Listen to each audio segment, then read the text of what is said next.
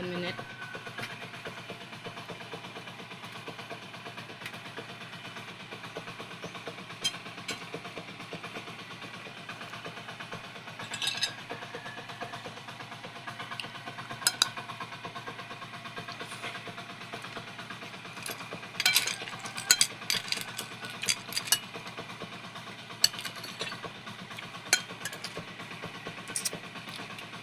Okay mga guys, almusal natin. Almusal na tanghalian, juice, tapos meron tayong dilis na binalot sa daon ng sagi ng nyug. Tsaka yan, meron tayong sisil, sihi o sihi. Tsaka yan, nagkilaw din tayo ng konti. Mga guys, mga idol, dilis din siya.